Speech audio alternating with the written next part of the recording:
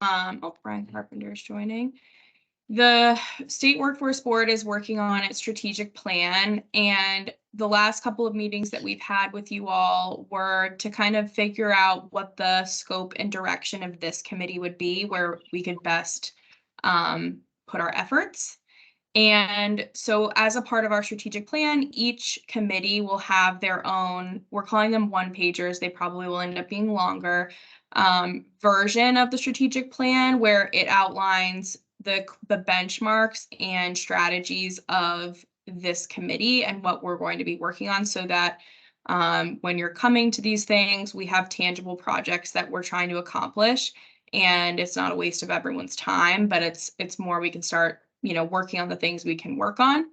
And so for today, what we'll do is I'll just want to point out a couple of housekeeping things, and then Abby and I have put together, based on our previous meetings, that our version of a one-pager. And for editing and I want to also put the caveat that anything in it, literally every single thing about it, can change. We just wanted to give us a starting point.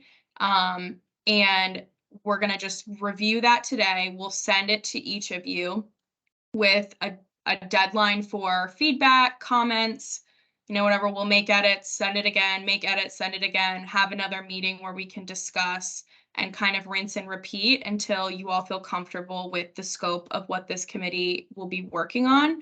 And we'll put it into the strategic plan to be voted on in our May meeting with the whole State Workforce Board. So we're going to go through that, and again, we can just start to brainstorm thoughts, but we just wanted to give us somewhere to start with for things that you all mentioned were priorities. In terms of logistics and housekeeping, Abby and I are sending out bi-weekly legislative updates on things that are going on in the legislature.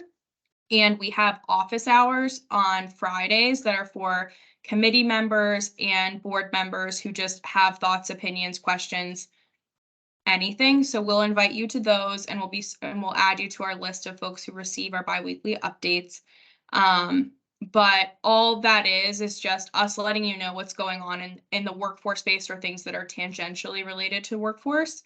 But also give you the opportunity, if the office hours don't work for you, we're obviously willing to meet anytime to talk about things, but to give you all kind of real-time ability to give us feedback on what's going on in the legislature with the budget and get your candid thoughts and opinions. So it's optional. You're not required to attend, but we have a standing time on Friday mornings for us to go through and talk with folks about workforce.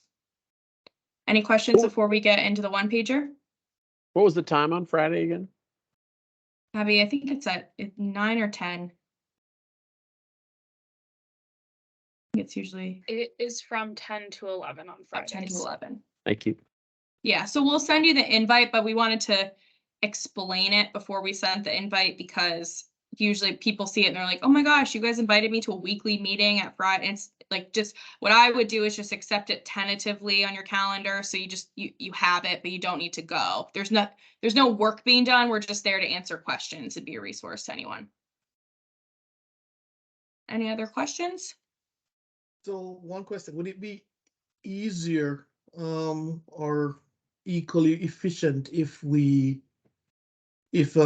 shared folder was created for the kind of back and forth and editing needed for the one pager? Yeah, we can do that. Yeah, we can definitely do that. And then certainly reminders can be sent out around, go back, take a look at that, rather than it being email and we lose the trail and all of that. Right. As increasingly happens these days. Yes. So considering also, I'm sure everyone's email inboxes look like mine, which are always crazy. So yeah, we can figure out a workflow that makes it easy for folks. And again, no one's required to provide any thoughts, but really what we're just looking for is you all to dictate the focus, and Abby and I serve as kind of like the guide in connecting and making sure these things happen, and doing the admin work necessary to make these things happen. So as however we can make it as easy as possible for you all to participate and give feedback. That's our goal. So with that, Abby, do you want to share your screen with the one pager?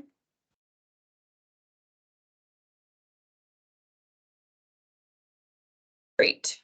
So each one pager for everything that we're doing in the strategic plan has a very similar layout to this.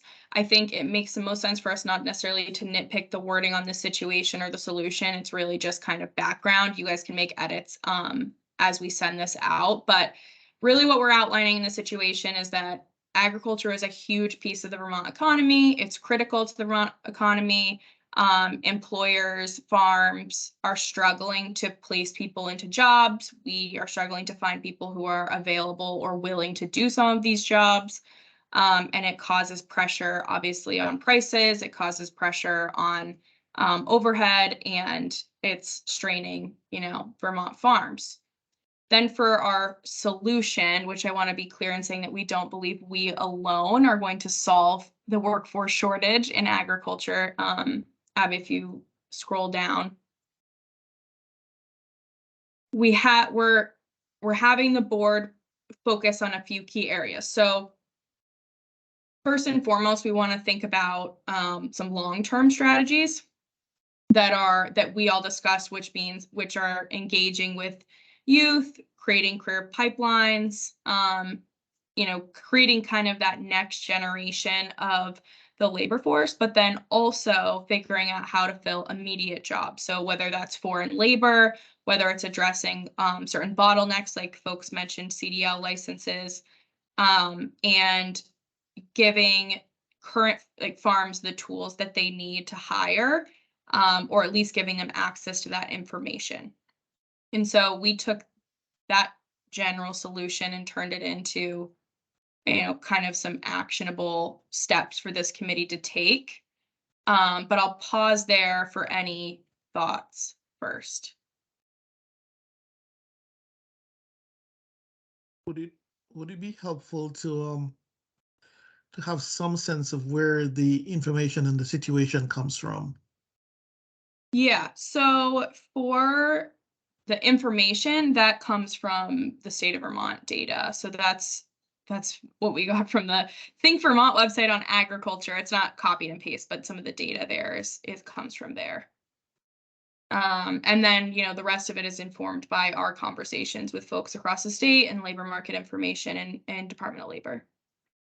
Hey, Tori, one of the key, words that continues to be utilized at the State House, and I think, it's on the door of House Ag food resilience, and it may serve us good to put food security or food resiliency within here.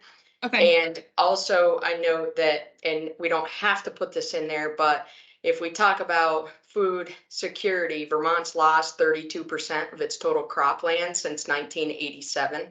And Okay. if we're going to be serious about food resiliency, we should at least capture that data loss point within here. I think it's going to catch people's eyes, and therefore hopefully make the case on what we need as far as workforce as well, if we want local food and be resilient.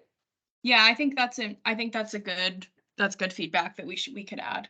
That's USDA data. I'm happy to forward it to you. Yeah, that's helpful. It's good for people to remember that their food doesn't just come from the grocery store. We need land to do these things and farms to do these things. So, yes, that's good feedback. And oftentimes when we're talking, sorry to keep going on this, but we're talking about food security, and we continue to in the last decade and a half discuss diversifying, and when we discuss diversifying and you take away the little Debbie in the apple orchard, and now you have the apple orchards baking the pies and making the donuts, that makes more of a case that we need workforce here in Vermont to be able to diversify these operations, and we should capture that. Okay. Yeah, that's helpful. Yeah, any data, Allison, that you have that you think might be relevant or useful, we'd be happy to incorporate that in our situation. I'll forward it to you. So we just put in these dates as placeholders, so we don't need to discuss today whether or not we think something's feasible by December of 2023. We just wanted to show you kind of an example of how it would work. So I'll go through kind of each milestone and explain a little bit what it's geared towards. So what we were thinking, this year, the first act of the committee in terms of engaging with that next generation of students, what we would do is basically develop an inventory of some of the Vermont employers in the agriculture space who would be interested, we'd work with the chamber, be interested in, having opportunities with students, engaging with students, hosting events with students, essentially kind of like a volunteer form for folks who would be interested in, working with the next generation to get them interested in their industry. And then next to that is coming up with an employer. So there's kind of 3 tracks here. I guess I should back up and say we've got the youth development track. Then we've got essentially mapping out resources for hiring foreign labor. This is something Allie and I have been working on just together in the last couple of weeks and months, and are going to continue further work on this, and I think push for even more. But where this committee can help is starting the process of demystifying exactly how this all works. We found that it's incredibly complicated, and like Allison has even more information than the average person. I work in the governor's office, and we've still had a really tough time with just an individual trying to get work. And I'm assuming that there are many farms, obviously, that hire foreign labor.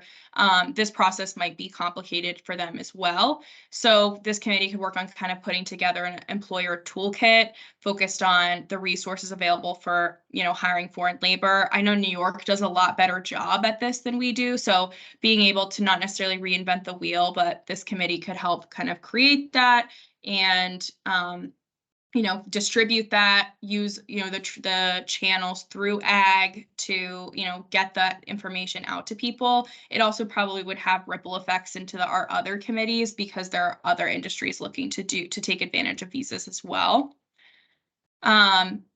So then for... May I elaborate on that for a second, Tori? So just to be clear, the situation that Tori is referring to was an individual who's gone to school here and would like to work on a farm in our country. And he's from a country that's not approved to travel through the H-2A or H-2B program. So rather, we're trying to figure out if he can be here on an EB-3 and potentially get permanent residency. So there's a lot to learn here. And I think, the mechanics of government, obviously, we don't refer individuals to a certain company, but rather provide a network for them to make a choice on who to choose for professionals.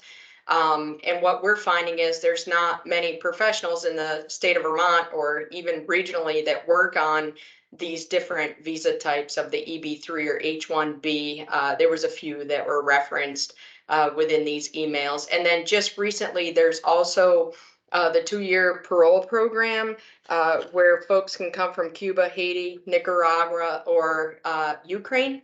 And so we thought that it would be interesting too to see if employers were interested in sponsoring an individual from those countries. You have to know of an individual. You don't just say you want to sponsor somebody and then they get sent to your place of business. So you have to somehow have matchmaking occur. So those are the things that we've been working on, and it's hard to make a match. So we'll continue to work at that, but it's not easy. Yeah, and I think and one of the other issues we've seen is just because we have all of these other funds that are either directly relocating people or related to the relocation of people, Agency of Commerce just hasn't really known what to do with folks who are from other countries because we kind of have to wait for the visa process before they can do these things, before they can apply. So if we're able to understand and streamline at least the steps in these processes, then it can be accounted for in some of these other support services that people could access if they decided to come to the state and want to work here and ultimately hopefully stay here. So then kind of the two tandem tracks going together. Going off of step one, the committee would essentially develop an outreach plan for Vermont students. And it would be targeted towards different age demographics. So, starting for the young ones, what type of programming works for middle school, high school, and at the older ages, connecting them, pairing it with our work-based learning and our on-the-job training and youth funds through WIOA, pairing those together to connect students with employers who are interested in taking on an intern, who want to teach the students, who want to have them come in and do some of this work. We have programs available that we can already do that with. But it's just they're really not being accessed by folks in the agriculture space. I mean, a lot of work-based learning opportunities there that I think we could tap into. So the committee would develop an outreach plan, essentially how to market this and how to get this information out there, and then begin executing the plan, connecting Vermont employers with students.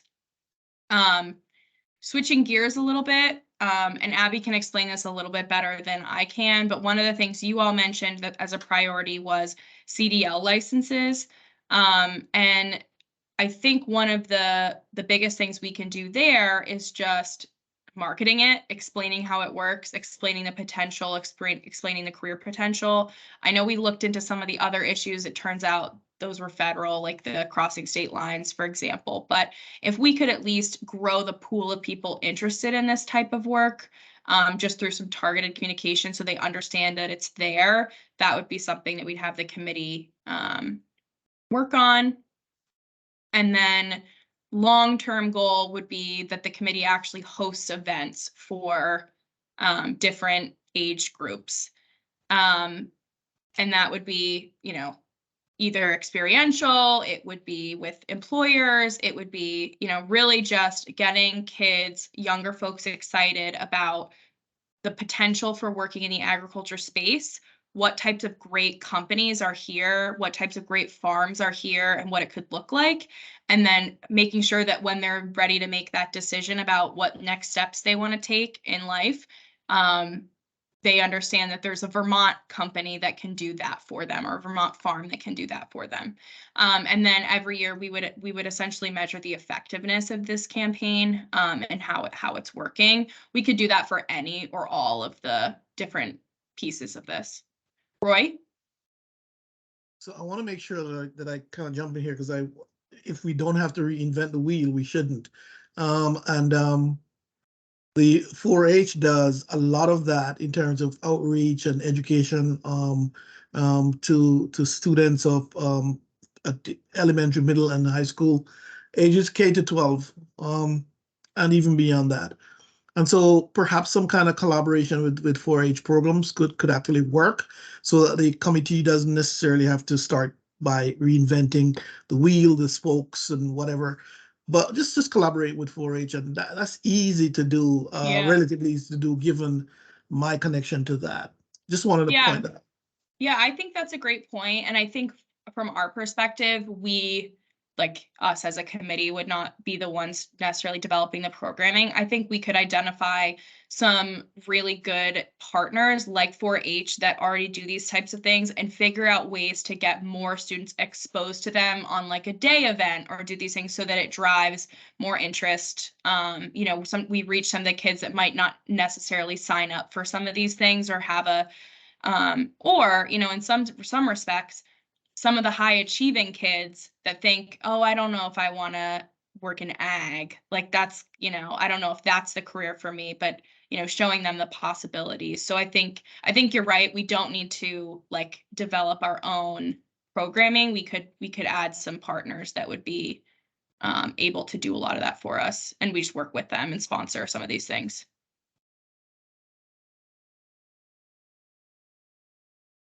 Other thoughts or feedback? We're going to send this to you, so you can feel free to rip it apart and email back to if you don't have thoughts off the top of your head. But we're really open to anything in terms of work for this committee. We just want it to be things that we can measure and kind of like take our bite at the apple and make real progress. Because I think in some cases, and I'm sure you've all experienced this with meetings, some committees get too philosophical. And we really want to be operational and get some things done. I would encourage the committee to look at the work-based learning because students can be engaged at the age of 16 and 17 and earning money during their later high school years.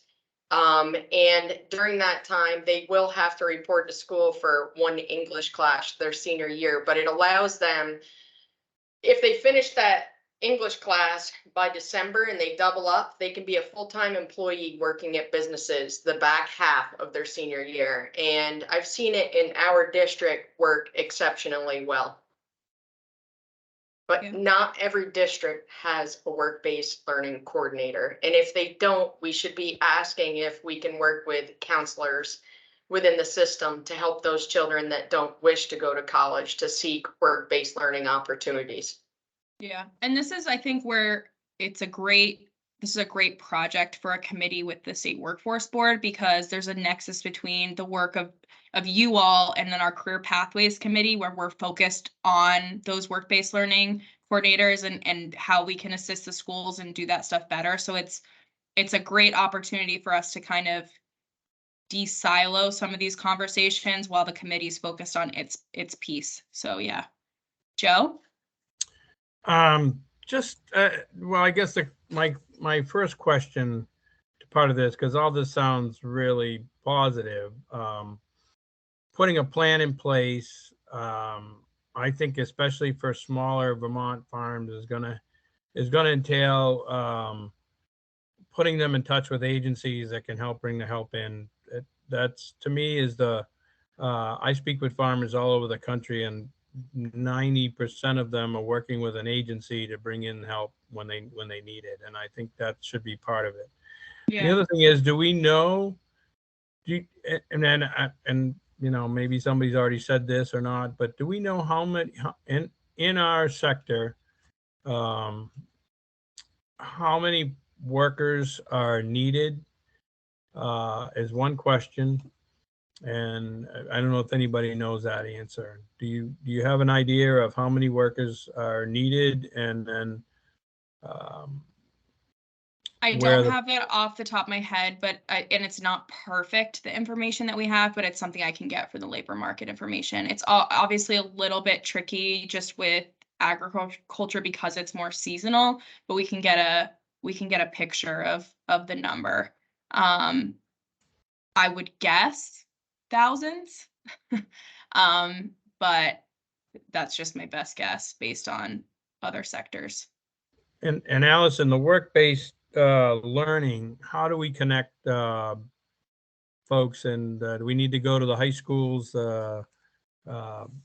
trade centers, or you know, what's It's done out of the high schools, Joe. You know, it's interesting. There's always been this stigma around the tech centers. And we noticed in our local district that work-based learning, you have those that are in dual enrollment or full-time college their senior year. And then there's the individuals that don't wish to go to school. They don't want to go to the tech centers because of the stigma that they've carried, which we still need to work hard to get rid of that stigma. But meanwhile, the work-based learning has allowed them to start working with plumbers, electricians, and start gaining hours towards their apprenticeship prior to graduation. And I, from what I've viewed in the situations that I've been privy to, it's amazing to see how those kids flourish after graduation. They're not looking for an employer. They don't skip a beat. They're not stuck trying to do a resume. As soon as they graduate, that following Monday, they go work for the same employer that they've been working for their whole senior year. And to piggyback on your previous question, Anson and I have had conversations with those within our food sector, whether it be the cooperatives or some of those that are doing the manufacturing portion of this, and we're aware that they, as a majority, are 20% short on labor. So it's a pretty significant number.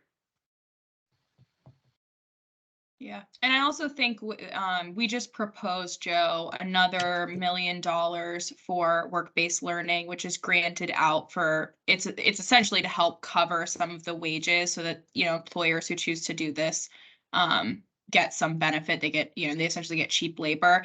I really like work-based learning because practically speaking, I just think you learn more by doing, but also it does actually ease some of the pressures on employers. The training takes a little bit of time, but some of your menial tasks that you have to do yourself because you can't even afford to really hire on someone who's at that level, you get, the interns are doing it, and it does put a little bit less pressure. So I find it as a win-win, I think. And I think, Allison, you're the one who told me about this, but it might have been someone at River Valley, but they had someone do work-based learning at a farm, and the school allowed them to use it as their science credit. And the kid was not doing very well in science from my understanding, but after this had to pass certain competencies and did exceptionally well. And so I find that to be, just in general, in the future of our kids, like that sounds like a really promising, thing. It's very practical application of science. The kid probably knows a lot more than I do about biology that I learned in high school. So I think that's an exciting opportunity for us to get more folks involved, because most people, when they think work-based learning, they assume it's either trades or you're going to go work as like a secretary at an office. But it can be so much more than that. I think from my point of view, I mean, I know, Allison, you've talked about this before and probably kind of went over my head, but I think we're going to reach out. I'm going to have the county's Farm Bureau start reaching out to their high schools and see what's available to farms, so we can let farmers know if there's kids in their area. And, in the meantime, while we're creating resources for some of these smaller farms, if you have people that have farms that have questions about where to get help, I understand that it is incredibly complicated and time consuming to sift through every single state website. It's all dispersed. So please don't hesitate to send them to Abby and I. We might, if we can't answer the question, we know who can help them. And we just want to, in the meantime, feel free to send anyone our way that needs assistance, because any of the programs available to businesses to help recruit workers are maybe there's some that are the exception, but I believe every single one of them is available to farms as well. And we can help triage some of those requests. Brian? Can you scroll up so that I can see the top again? So on the situation, I'm just thinking that in crafting the situation paragraph, it's going to be important to define exactly the complete sector that we're working with. And so when you talk about a few products, I think we need to get from AFM, what are the largest? You've got maple syrup in there, you don't have dairy. You have some dairy products. So anyways, just the point being, I think that sentence is critical in defining the size and how much of the, how many different farming segments there are. But also, I think we're also talking about the support network like Agrimark, getting for the cheese manufacturing and businesses like mine, and we work with the co-op that as well. And I don't know. I think it's going to be for focusing our work to make sure we understand what that sector that we're talking about is. If we're trying to do it in a one-pager that's going to be distributed so people can see how large this sector is for Vermont. And sometimes when we testify at the State House, I just feel like agriculture has become minimized, and yet there's a lot of jobs in agriculture.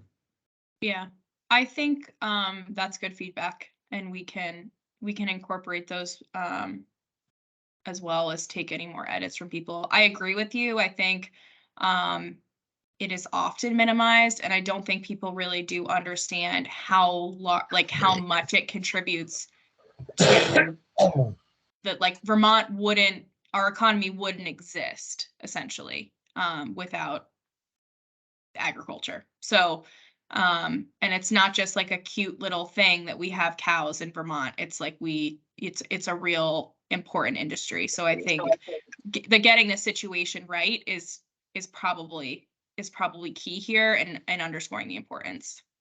Hey, Tori, I offer to you that if you want to get together with two of our key policy folks at the agency, we can give you the data and help you formulate this paragraph. Because when you look at the last 10 years, we've gone from 1,000 dairy farms down to 530. But still dairy manages the majority of the land. So to say that we have 7,000 farms, we really don't discuss who's managing the majority of the land. So it probably wouldn't be a bad idea to tell some of that. Yeah, I think that's a good idea, Allison. Kirsten? Thanks. And forestry is not part of this, correct? I don't believe so, but we Okay. can. I mean, we're I open know to that- what you want. Well, sometimes forestry is part of ag because the forest product is when we gather the maple sap, it then becomes Right. syrup. We don't claim the trees when they're in the forest, but we claim the liquid gold that comes out of them and what happens afterwards. So, and oftentimes the agriculture, as you're well aware, Kirsten, the Working Lands Enterprise Initiative, which is between ACCD, FPR, and ourselves. We do ag and forestry as well. So that's a great question. And I know then this document takes on, it probably becomes a 3-pager instead of a 1-pager, but I don't know that we want to count that sector out of this conversation, or that subsector, depending how you want to define it. I mean, we don't have to count it out. I think we can talk about how it manifests in each of these areas. I think one of the things we're trying to do is create a broad enough brush with some of these materials that it could be applicable to any business, really. Like you could, if we're giving materials on foreign labor, you could do it to any business in the state. It doesn't even have to be in agriculture. So I think our goal is to keep it as broad as possible to help as much as possible, but that's up to you all if there's folks you want to not include or include.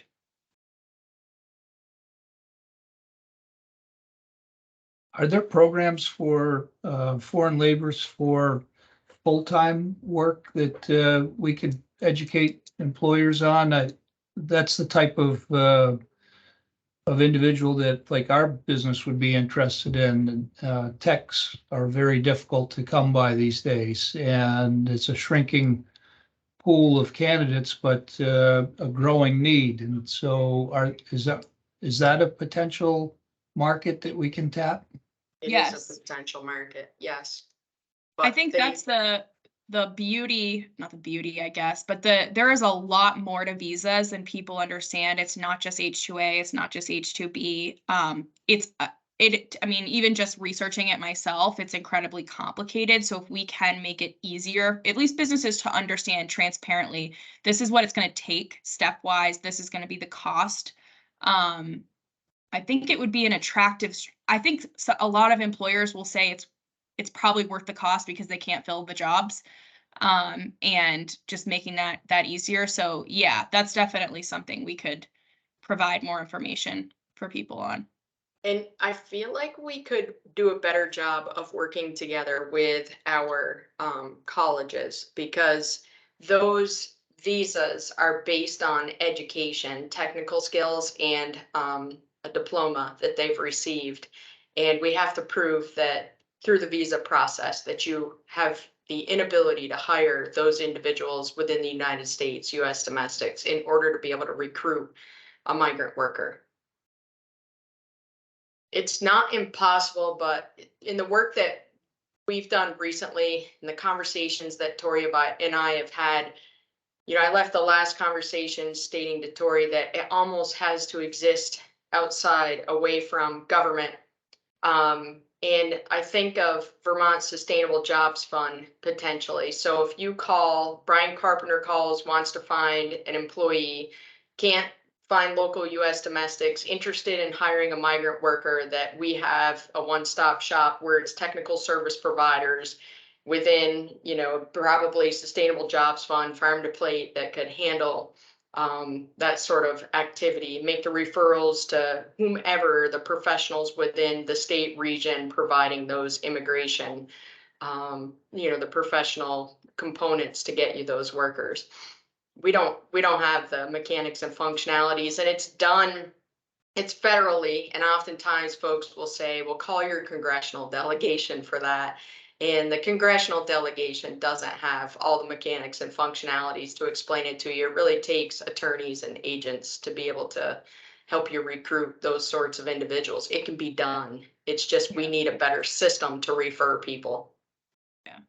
I mean, I think it would make sense for us as we move forward in this process to include, I mean, Ellen Kaler from Vermont Sustainable Jobs Fund is on our board, include her in some of these conversations, or someone from the Farm to Plate, get their take on it. If this is an interest that if that's a route we want to pursue, get them involved as well. Great. I forgot Ellen's on your board. I'm sorry. Here I am. No, that's throwing her okay. out there.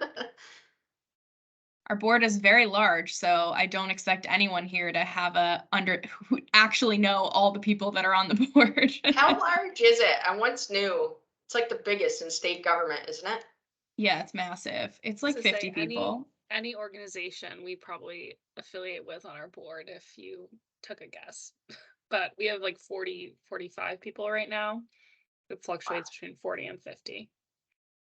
Incredible. But it's like 70 people come to our meetings. If you've ever had the pleasure of going to one, it's delightful. Okay, well, we do not, if there's not any other questions, the next steps here is Abby and I will send this to you, as well as information regarding office hours, and give you kind of like a deadline. It's not like you're going to get in trouble if you miss the deadline, but just to get us information back. And we'll probably do like 2 rounds of edits before we meet again, just so that our next conversation is a working session, more productive. And we'll send it to you. And again, nothing here is off the table in terms of changes. We'll just come together and figure out how to rectify what we get for feedback. Usually for how we've done it with the rest of the strategic plan and for other committees is when you give us feedback, we either, depending on if it needs a decision point for the group or if it's just an easy change, we adopt certain changes in a version and we do an Excel spreadsheet of what the feedback was, who gave it, and what action needs to be taken next to either add it to the plan or not. So we'll send, so that when you get different versions, you can say, oh, that's where my feedback is, or that's what we're going to discuss at next meeting, so you can all see how it impacts you. But if there's no other questions, we'll move forward with that. And otherwise, I'm happy to sit here and talk about agriculture with you all for 20 minutes, or I can give you time back in your day. All righty. Well, have a good rest of your day, everyone. Stay warm. You too. Thank you. Thank you. Bye-bye. Nice to see you all. Yeah, nice to see you. Thank you.